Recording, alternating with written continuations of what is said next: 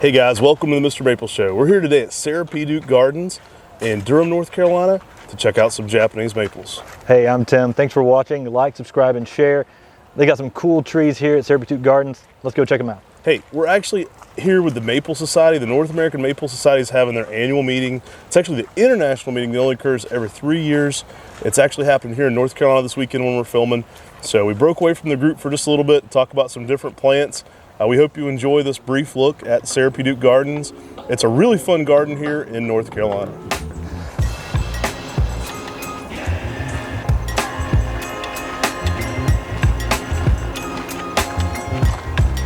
See a little bit of fall color happening over there, man. Yeah, some ginkgos. Always got a leaf early.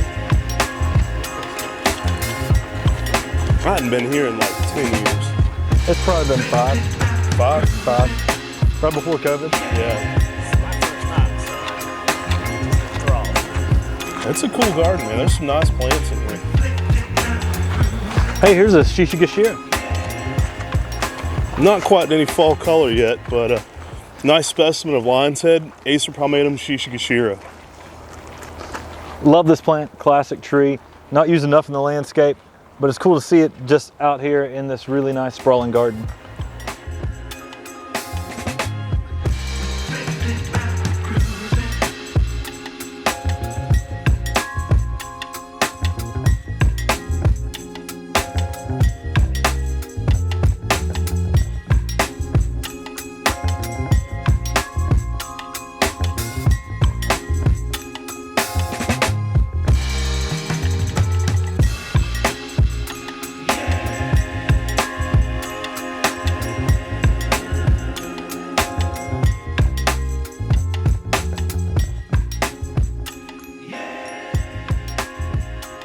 We got a Japanese sunrise over here, a first ghost right over here, and a purple ghost right back here. We're here in one of the Asiatic gardens. There's some Rhodea japonica blended in, some ferns, great shade area through here.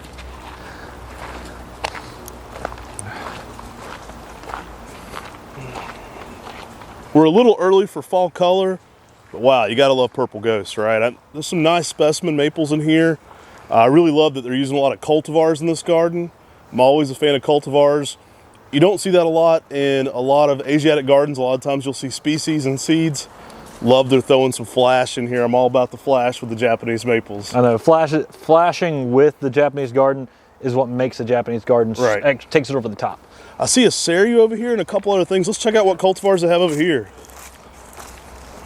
Every little area has so much attention to detail in it too. I mean, from the pathway, we've got a moonfire back here and a really nice cereal right here. So you can imagine as this gets into fall color, it's really gonna light this area up. Check out these pathways.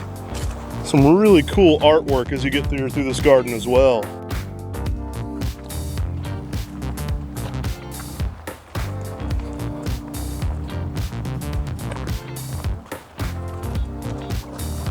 Definitely a lot of epimedium in through here. There's a lot of camellias mixed in as well, so you've got some spring interest, some winter interest, evergreens, deciduous splash. There's a lot going on. A lot of cool plants through here. Mirsai Kyohime this direction. Yeah, there's a nice cherry right here, that Kojo no Maize one we offer. I love its contorted branching. There's a lot of nice epimedium in this garden. One of the presenters this morning at the Maple Society meeting was talking about epimedium is a great accompaniment plant to Japanese maples, and it's fun to see that here in the garden as well.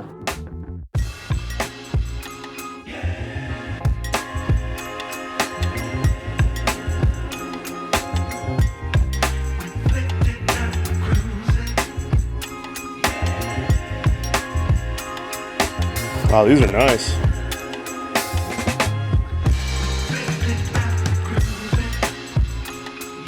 I believe these are Sharp's Pygmy. Remember when you're right, Sharp's Pygmy. Yeah, these are some large Sharp's Pygmy. There's a huge planting of Sharp's Pygmy kind of used to mass plant here. They're a little sparse in the shade, but these will really light up with that fall color as well. I'm actually seeing about 6 of them planted here together in a mass planting, and they're spaced out just far enough that you're not gonna get that root ball competition. So they actually have some good spacing. Kind of makes the appearance of one big plant when they're in heavy leaf too. Check out the Edgeworthia up here. I know we're not in Edgeworthia season, They're typically going to be flowering in that early February time frame for us, but I love the Chinese paper bush. Really cool plant, some gorgeous specimens here in the shade. There's more Sharps pygmies. Yeah, I remember when they were putting this in, there's a huge planting of Sharps pygmy through here. I love how they use the Rhodea japonica in with this garden. Yeah, there's a lot of nice rhodeas. Really mixed into this moss garden. Definitely gives it a real Japanese garden feel with all the moss. Got some late fall camellias in bloom here. Nice Emmett's Pink Goddess. Emmett's pumpkin right here. Yeah, a little bit of powdery mildew, a little early on the fall color, but it still looks really nice. This is one of my favorite specimens at Sarah P. Duke Gardens. The Sekimori right here. This thing is outstanding. It's low, spreading, everything you want in a low lace leaf. Yeah, J.D. Vertrees talks about this one for its arching habit. With this really old specimen, you can see why. I mean, this thing's super arching. You know, definitely defines it, makes it look different than Waterfall and Veritas. It's super low, super wide. I mean, this one's massive right here, but just got that really contorted, really low spreading habit to it. A little bit of a high graft, grafted about 3 feet up there, and then just super arching out. Here in a few weeks, this thing is going to be neon golden yellow. It's one of the brightest yellow fall colors. I really wish I could catch this tree in about a month. Again, this is one of my favorite specimens here at the entire garden. That is one of the best Sekimoris I've ever seen. Nice Acer pictum subspecies mono here. Be a good seed source.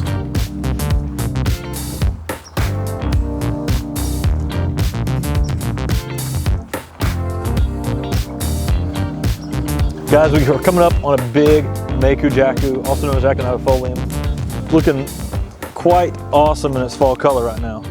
Oh man, check out this Meiku Jaku. One of my favorite fall colored plants. You notice we always talk about this one in every garden we go to that has a Meiku Jaku in it. Really mature specimen here. I've seen this one, gosh, it was huge 10, 15 years ago. Probably an over 40-year-old specimen of Meiku Jaku. Rarely seen it this size. Awesome Japanese maple. Love this plant. Very consistent fall color. And you know, I wonder if it's one of those plants that's not just the temperature, it's the changes in the hours that may affect its fall color. That may be why it's so consistent. Man, check out that Seryu. Ooh yeah, there's a nice Seryu back here behind West. Maybe we need to go that direction.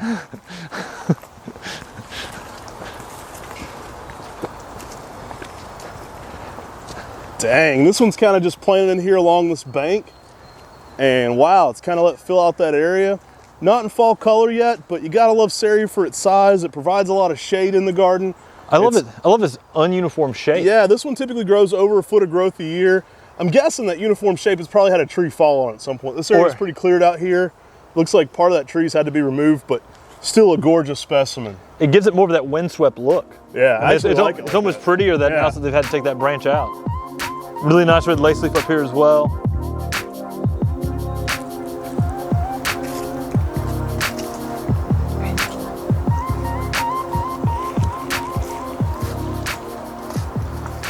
Hey guys, we're wandering through the garden here. We found the guy himself in charge of this place.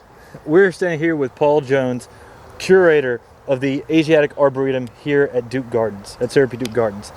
And we've known you for quite a while. I think we were bugging you running around here in the gardens today, Wade, asking you questions. I know you've probably been here a long time, yes. I've been here for 38 years. And I was just asking Tim how old he was. He's 35. So I've been here longer than he is old. So yeah, I've been around a while. They introduced me as curator, but one of our big donors of the past, he's now deceased, pinned the title on me, founding curator, which I am. I came here with the golden opportunity of starting an Asian collection, and so I'm the founding curator of the Asiatic Arboretum here at Duke Gardens. So you said this tree here had a special story behind it. It does.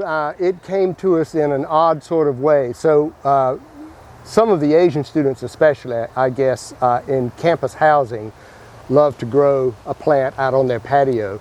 And this senior who was graduating in May, I just happened upon her in the parking lot of Duke Gardens. This was many, many years ago. That plant's probably been here for, I don't know, at least 20 years, close to 20 years. Anyway, she opened up her trunk and had this beautiful little maple in a pot, you know, about like this. And she just couldn't take it with her back to China, and she wondered if you know, we'd be interested in having it. So yeah, I took it. I'm uncertain what cultivar it is. It's probably, what do you guess, Crimson Queen or something like that. Very much good. Yeah, that's a great guess for this. Yeah. So in any with event, a cool story like that, I don't even know if it matters. It's so cool. Really. That's a fun way to end up with plants in a garden. I mean, sure. it was this size. You know, and now here it is. And so anyway, that's kind of a fun story. Most of the time we get our plants from reputable nurserymen. But, that's a cool way to have a plant, though. Yeah. So how did this become about, this passion for this? I know this has been something you've been doing for quite a while.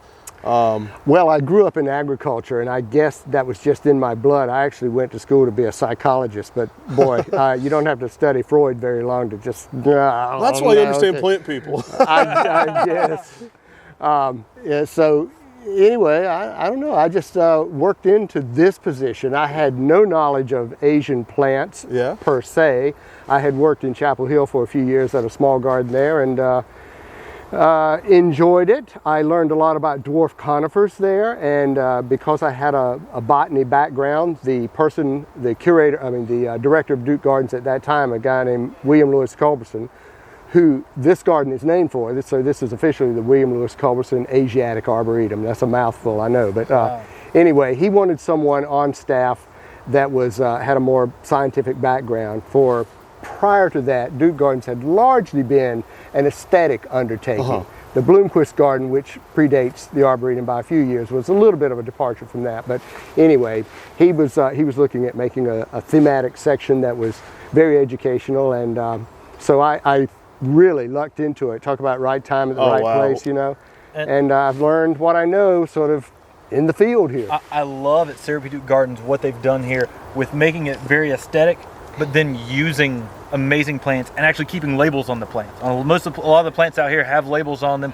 You walk up to an aconitafolium, Maku-Jaku, you know it's aconitafolium, and you're like, that, you know, y'all pay close attention to that, as well as making it makes it a lot of fun scenes and gardens out here. It's definitely a fun arboretum to come visit. Well, I appreciate you saying that. Yeah, you know, you have to put your trust in good nurserymen or the other, you know, sources or resources that we have, and yeah, I think it's fun. You know, the world of plants is so diverse. What we can grow here in North Carolina is just amazing. And yeah, I mean, it's wonderful. Hey, I love it. Paul, thanks so much for doing what you do here. It's an amazing garden and collection. We love checking it out, and thanks for hopping on here and talking to us for a second. Well, I'm glad you're here today, and it's good to see you again. And yeah, I look forward to giving a tour to the group. Thanks. Yep. Dude, check this out down here. Oh my gosh. We have a massive, what we believe to be Germain's gyration here. This is a massive specimen. Look at the growth rate and size on this, guys. Germain's gyration is typically unmatched in its growth rate, making a several hundred-year-old looking tree very quickly. Look at the structure of this plant. This is amazing. I mean, Germain's gyration is one of my favorite plants for a reason, and this is exactly why, is the way this thing can twist, contorts, a little bit larger leaf than something like a Veritas. Really good fall colors. We'll probably be starting on this pretty soon, those yellows and oranges. But I mean, this structure of this twisting and contorting, I mean, this plant is simply amazing. It's got some seeds on it now, but by the time the Maple Society makes it over here, it may be cleaned off. I'd said that Seki Moore was probably my favorite specimen. This one rivals it. This one definitely rivals it. This is a gorgeous tree in here. I would love to see this in peak yellow fall color. We're still holding a lot of that spring and summer color right now, but it looks amazing in green as well as in yellow. Awesome specimen. You got to get up in here and look around at some of this contorted branching on Germain's gyration.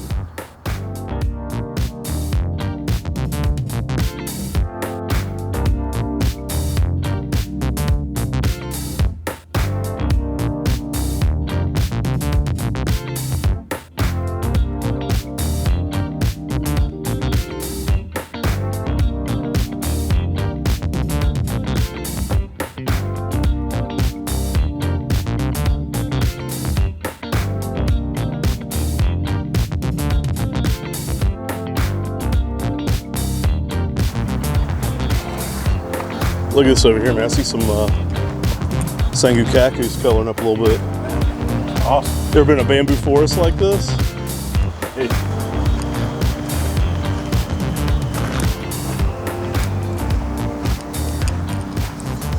There's an area over here I know where Paul was growing some seedling japonicums also. Check this out. Oh, check this out, another mass planting. These are Kiyohime. Yeah, we've got Kiyohime. 1, 2, 3. I'm seeing 4 trunks here, but there may be multiple plants. There's another one back here on the bank hiding off over there kind of a mass planting of Kiyohime to add texture here in this garden. Love how this is done. They're in that greener stage. These will actually leaf out with that bright purple border. What a fun way to add a lot of texture here in the garden, though, to mass plant some Acer palmatum Kiyohime. Dude, I want to go in here to the bamboo area. Guys, check out this Maikujaku. Amazing. We've got lots of Pinus thunbergii, Japanese black pines that have been pruned around here as well. Sangukaku peeking out here with a little bit of fall color going on. I see some labeled Katsura back here. So you can imagine that splash of spring yellow back here as well with this waterfall style. Oh man, this is beautiful. Spectacular.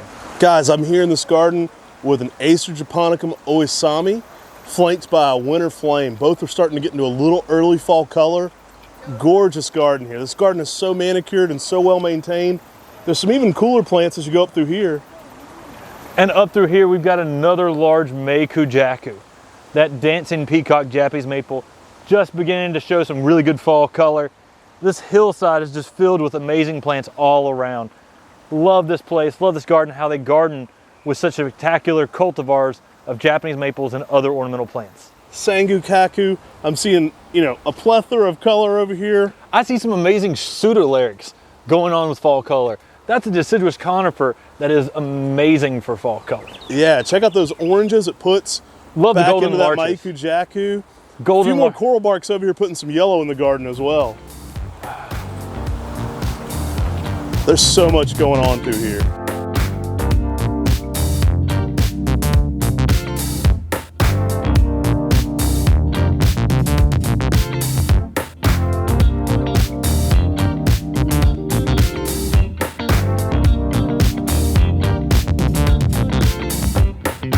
I can hear your music and beats with it right now, Brian.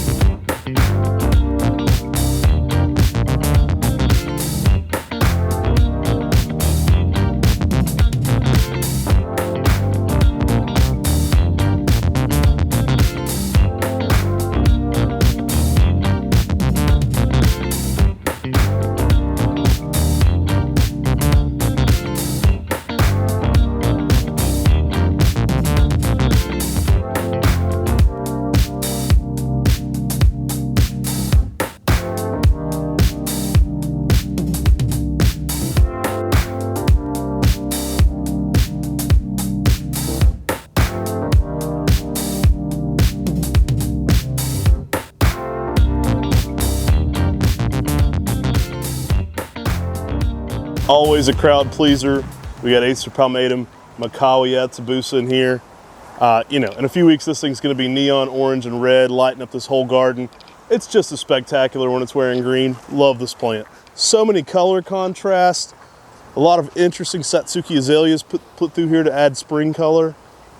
Guys, we've got another Maikujaku here. They really seem to like this Aconita folium in the landscaping garden. We do too. We plant a ton of them, so I understand why they want to Early fall color, always classic. Let's check out this little Kiyohime alley through here.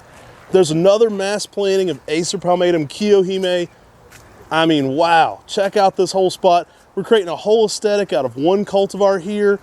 It's giving the appeal of a mass planting of these things. These are multiple plants. It looks like one giant one here, but it's actually a ton of little kiyohimes paired together to make this huge hedge. Almost used as a border plant. Yeah, and using these as a border is so unique and special. You imagine these things in the springtime when they've got that purple border, what this adds to the garden. You've got the mountaintop here with that big japonicum right there over top of that. That's amazing.